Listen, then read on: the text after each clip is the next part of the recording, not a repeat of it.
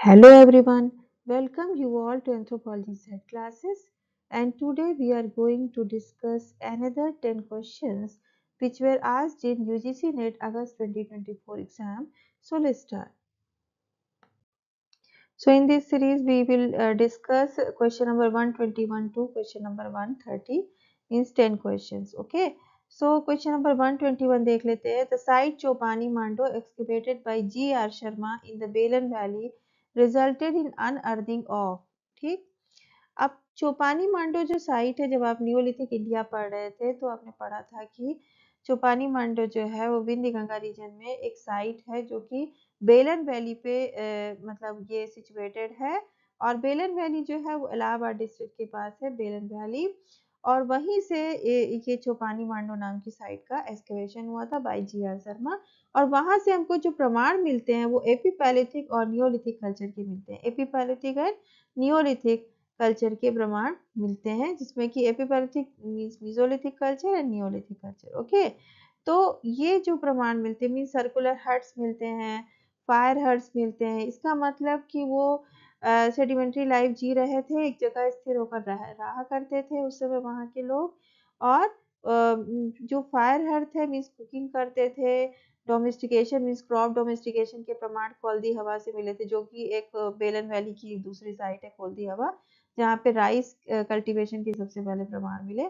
तो इस तरह हम मान सकते हैं कि Chopani Mando is a neolithic culture and epipalaeolithic culture से बिलोंग करने वाली साइट है, जहाँ पर जो है हमको epipalaeolithic, mesolithic and neolithic culture के प्रमाण मिलते हैं. ओके, तो थर्ड नंबर जो है सही हो जाएगा, ऑप्शन थर्ड सही हो जाएगा. देन क्वेश्चन नंबर 122 देख लेते हैं.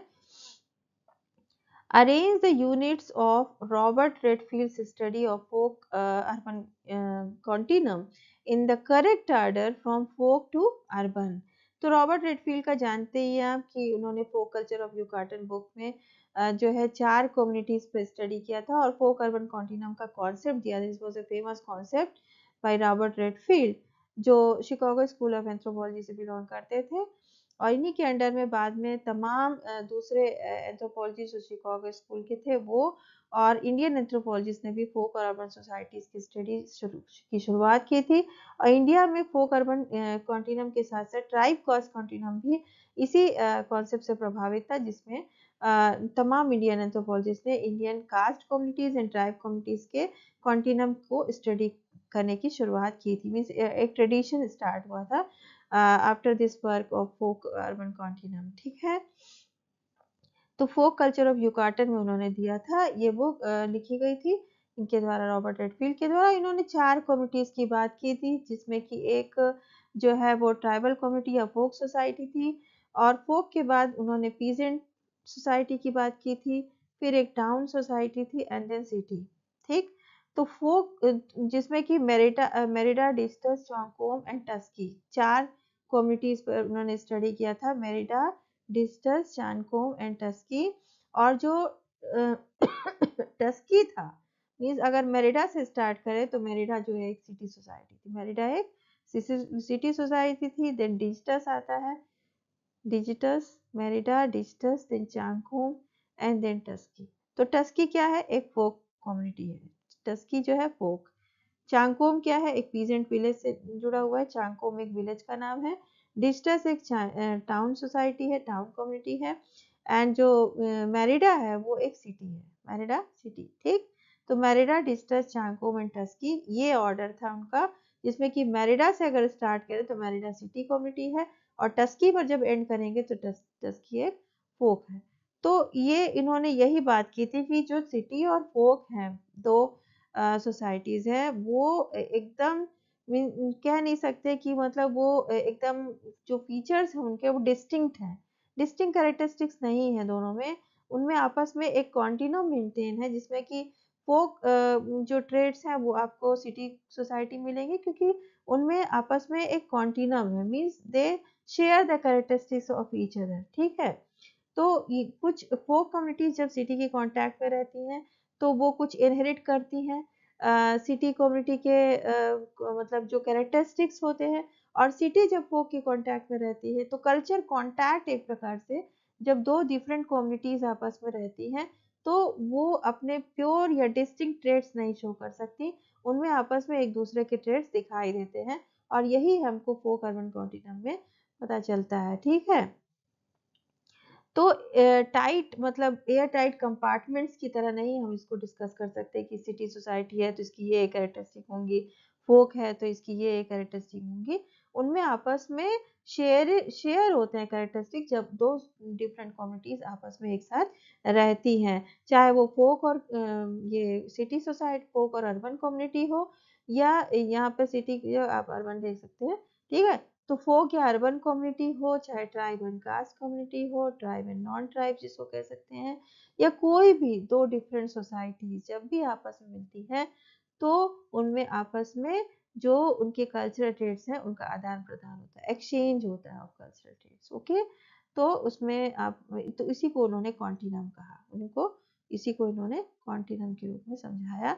तो मैरिडा, डिस्टस, चांगकोम एंड टस्की, जिसमें मैरिडा एक सिटी या अर्बन कम्युनिटी है, then Distus is a town community, then Changkom is a peasant village, and then ये क्या कहते हैं आपका टस्की जो है, टस्की इज अ फोक सोसाइटी। ठीक, तो टस्की से अब क्या पूछ रहा है, correct order from folk to urban, folk से अर्बन की शुरुआत करना है तो इसका मतलब टस्की से शुरुआत करना पड़ेगा। तो टस्की, चांगकोम, डिस्टस एंड मैरिडा। अब टस्की कहाँ है, टस्की डी है, तो टस्की ले लिया हमने 1, देन चांगकोम जाएंगे, चांगकोम ए है तो ये 2 आएगा ऑर्डर में, देन डिस्टस,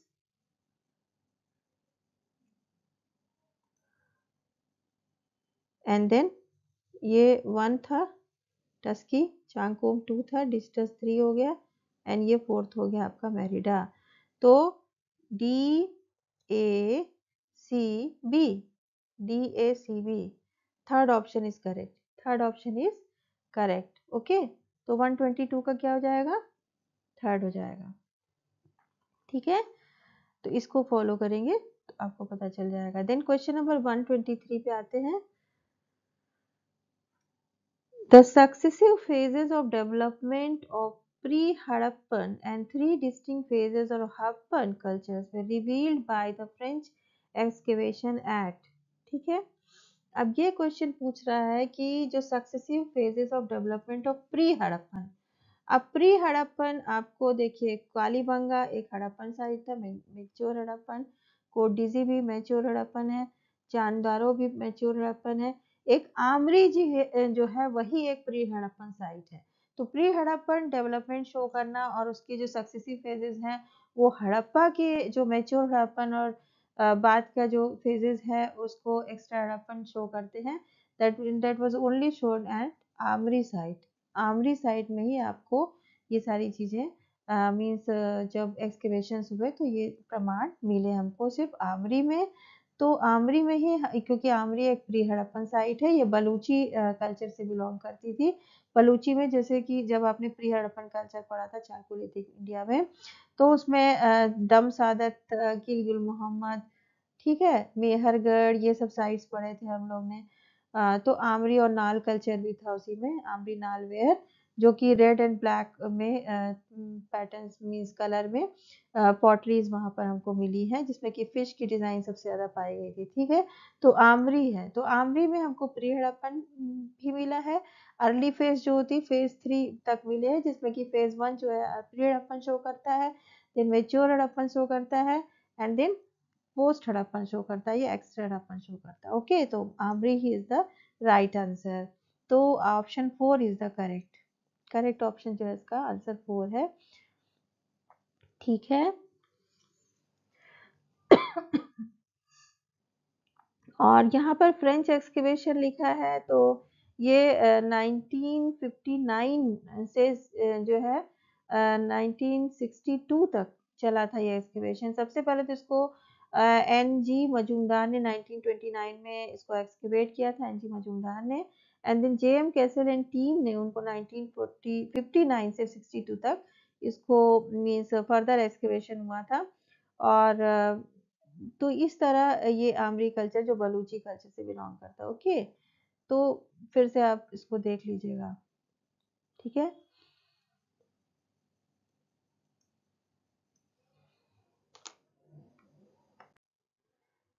तो क्वेश्चन नंबर 124 देख लेते हैं। Vulnerability of PBTG groups is mainly because of particularly vulnerable tribal groups, जो कि ऐसे ट्राइबल ग्रुप जो कि बहुत ही पुअर लिविंग कंडीशंस में रह रहे हैं, उनकी पॉपुलेशन लगातार डिक्रीज कर रही है। वहाँ लिटरेसी रेट बहुत कम है, एजुकेशनल मीन्स स्टेटस वीक है, पुअर लिविंग कंडीशंस हैं, डिजीजेस ज़्यादा उनका प्रकोप वहाँ पर रहता है, और गंदगी होती है, हाइजीन नहीं होती, तो ऐसे वो पुअर लिविंग कंडीशंस में रहते हैं। पर आज गवर्नमेंट के काफ़ी डेवलपमेंटल प्रोजेक्ट्स की वजह से उनकी कम्युनिटीज़ में तमाम सुधार हुए हैं और वो दूसरी ट्राइब्स की तरह ही मेन सिस्टम से जुड़ने के प्रयास कर रहे हैं। तो इसमें पीबीटीजी ग्रुप, जैसे कि छत्तीसगढ़ में 5 पीबीटीजी ग्रुप हैं, 5 पर्टिकुलरली वनरेबल ट्राइबल ग्रुप हैं। इसमें अबुझमाड़ आते हैं, बैगा, बिरहोर, कमार ट्राइब आती है और पहाड़ी कोरबा ट्राइब आती है। ठीक है। तो जिनकी जो इकोनॉमी है, क्योंकि इनकी जो लिविंग कंडीशन इस वजह से भी वीक होती है, पुअर होती है, क्योंकि ये अभी एग्रीकल्चर को मतलब अपना मेन पेशा नहीं अपनाए हुए हैं। इनमें तमाम जो है अभी भी हंटर गैदरर स्टेज में जी रहे, जो कमार ट्राइब्स हैं या बिरहोर्स हैं, ठीक है, बैगार्स हैं, लेकिन अभी बैगार्स या बिरहोर्स ने जो है वो एग्रीकल्चर करना शुरू कर दिया है फिलहाल, और इस तरह उनकी जो लिविंग कंडीशंस है थोड़ा बेहतर हो रही हैं, और तमाम डेवलपमेंटल प्रोजेक्ट से वहाँ पे एजुकेशनल स्टेटस भी ठीक हो रहा है, वो पढ़ने जाते हैं उनके बच्चे, और जो है हेल्थ एंड हाइजीन का भी ध्यान रखना शुरू कर दिए हैं, पर फिलहाल उतनी अच्छी कंडीशंस नहीं है। तो इनका कारण क्या हो सकता है? वल्नरेबिलिटी का कारण मेनली क्यों होता है? क्योंकि कल्चरल कॉन्टैक्ट मीन्स आउटसाइडर्स का जो इंक्रोचमेंट है और उनके कॉन्टैक्ट से जो भी उनकी कम्युनिटीज़ पे नेगेटिव कॉन्सिक्वेंसेस होते हैं, वो मेन रीजंस माने जा सकते हैं, क्योंकि उनके ये तो कैरेक्टरिस्टिक्स हैं उनकी डिक्लाइनिंग पॉपुलेशन, लैक ऑफ, क्योंकि वहाँ पर लैक ऑफ लिटरेसी तो रहता है, आइडेंटिटी क्राइसिस भी है, declining population है, पर what are the main reasons behind their vulnerability is the encroachment into their command area and negative consequences of command with other communities. So A and B is correct answer. Option third is correct. Okay.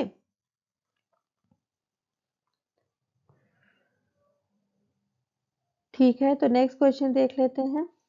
Fusion of epiphysis and diaphysis is stimulated bye. अब जो long bone आपकी होती है leg की femur, femur में epiphysis और diaphysis पाए जाते हैं, और एपिफाइसिस के जस्ट नीचे एक मेटाफाइसिस भी होता है। तो जो लॉन्ग बोन होती है उसमें जो ये जो स्वोलन एरिया होता है, जो कि आपका तमाम जॉइंट्स में हेल्प करता है, और एक लॉन्ग ये सेंट्रल एक ये शैफ्ट होता है, इसी को डायफाइसिस कहते हैं। ये डायफाइसिस है, और ये जो स्वोलन पोर्ट है जो कि एक ऊपर भी होता है और एक नीचे भी होता है, वो क्या है आपका? एपिफाइसिस है। ठीक है, या जो कि अटैचमेंट प्रोवाइड करता है दूसरी बोन से जुड़ने के लिए।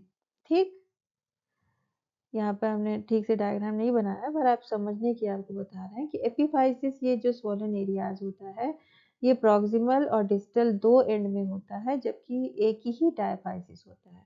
तो एपिफाइसिस दो होते हैं लेकिन डायफाइसिस सिर्फ एक होता है, और ये एपिफाइसिस और डायफाइसिस के बीच का जो फ्यूजन है वो गोनाडल हार्मोन के द्वारा होता है। ठीक है, it is stimulated by gonadal hormone, oestrogen के द्वारा ये स्टिमुलेट होता है।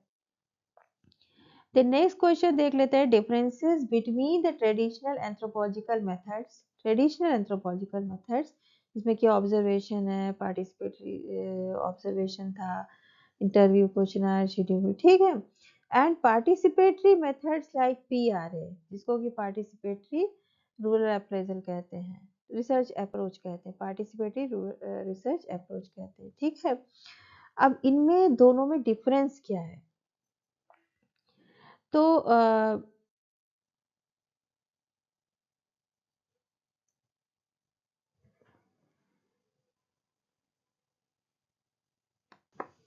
तो पार्टिसिपेटरी रूरल अप्रेजल मेथड और जो ट्रेडिशनल एंथ्रोपोलॉजिकल मेथड, उनमें डिफरेंस क्या है? तो जो पार्टिसिपेटरी रूरल अप्रेजल मेथड है उसमें अ, लोग जो लोकल पीपल्स हैं जिनके ऊपर हम रिसर्च कर रहे हैं, उनको उस मतलब अपने रिसर्च में हम इन्वॉल्व करते हैं, उनका खुद का इन्वॉल्वमेंट उसमें होता है, क्योंकि जो भी डेवलपमेंटल प्लान्स एंड प्रोजेक्ट बनाए जा रहे हैं, क्योंकि उन्हीं के लिए बनाए जा रहे हैं, तो उनका क्या डिसीजन होगा, उनकी क्या सहमति होगी उसमें, उनके विचार क्या है उस डेवलपमेंटल प्रोजेक्ट को लेकर, ये जानने की कोशिश की जाती है। ठीक है।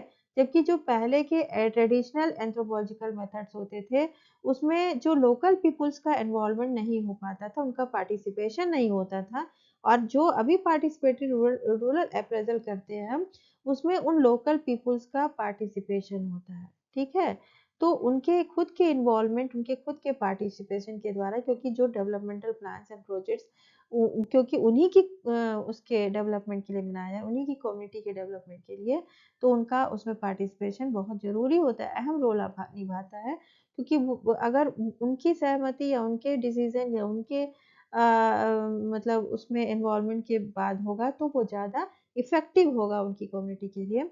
तो इसलिए ये डिफरेंस होता है कि पीपल का खुद का पार्टिसिपेशन, लोकल पीपल का खुद का पार्टिसिपेशन यहाँ पर होता है, और उनका इन्वॉल्वमेंट इसमें बहुत अहम रोल निभाता है। और जैसा कि पहले के जो एंथ्रोपोलॉजिकल मेथड्स थे, उसमें रिसर्चर जस्ट एक अपना एज ए मतलब रिसर्चर वो उनको सब्जेक्ट्स के रूप में स्टडी किया करते थे, और उनका खुद का अप्रोच होता था। जबकि जो वहाँ के लोग, लोकल कम्युनिटी के लोग हैं, उनका उसमें इन्वॉल्वमेंट नहीं होता था। ठीक है। तो अब हम देख लेते हैं इसमें क्या है differences. Data remains with the people and they own it. The methods are more objective and focused. No hypothesis is tested and hence not scientific. People understand their own problems and arrive at solutions. ठीक है। तो ये D तो सही है, people understand their own solutions and arrive at solutions. ठीक है। ठीक है।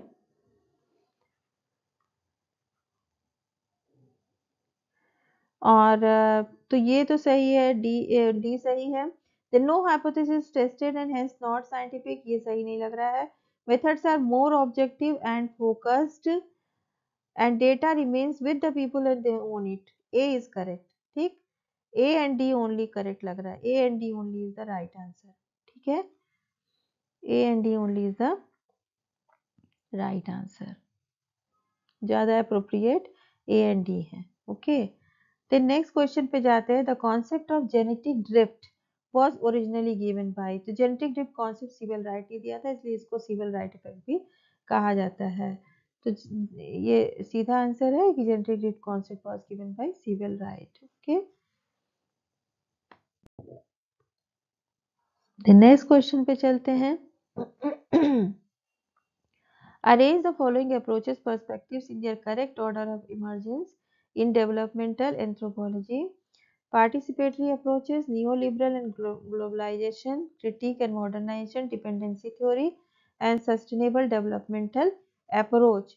तो जो डेवलपमेंटल एंथ्रोपोलॉजी का जो ओरिजिन हुआ, उसमें अगर आप देखेंगे तो डिफरेंट मतलब स्टेप वाइज उसका जो इमरजेंस हुआ कि तो उसमें हमको ये सेलेक्ट करना है कि किन मतलब क्रोनोलॉजिकली अगर हम देखें, तो स्टेप वाइज क्या क्या मतलब पर्सपेक्टिव आते गए, और उसके बाद वो डेवलपमेंटल एंथ्रोपोलॉजी का एज ए ब्रांच मतलब अप्लाइड ब्रांच वो डेवलपमेंट हुआ। तो सबसे पहले जब आप इसकी हिस्ट्री पे जाएंगे डेवलपमेंटल एंथ्रोपोलॉजी की, तो आपको पता चलेगा कि सबसे पहले क्रिटिक ऑफ मॉडर्नाइजेशन हुआ। क्योंकि जो वेस्टर्न कम्युनिटी थी, जो मतलब कोलोनाइजेशन के बाद जब वेस्टर्नाइजेशन हावी हो गया, मॉडर्नाइजेशन आ गया, तो उसका क्रिटिक करना शुरू किया, क्योंकि वो उसको वेस्टर्न कम्युनिटी के अगेंस्ट में अपने को देखना शुरू किया। जब एंथ्रोपोलॉजिस्ट की इन्होंने इसके इनके करने के बाद क्या क्या असर पड़ा है हमारे समाज पर, और उसमें क्या और नया किया जा सकता है। तो सबसे पहले क्या हुआ, क्रिटिक ऑफ मॉडर्नाइजेशन हुआ। क्रिटिक ऑफ मॉडर्नाइजेशन के बाद आता है डिपेंडेंसी थ्योरी। ठीक है। देन पार्टिसिपेटरी अप्रोचेस डेवलप हुए। तो स्टेप वाइज ये डेवलपमेंट हुआ in the emergence of developmental anthropology. First is critique of modernisation, first started criticise the modernisation. ठीक है। देन डिपेंडेंसी थ्योरी आई, देन पार्टिसिपेटरी अप्रोचेस आए, then new liberal and globalisations, okay. And last में sustainable developmental approach, sustainable developmental approach last में आता है। Okay, तो सी D A B E होना चाहिए। Right answer C D A B E means first option is correct, first option is correct.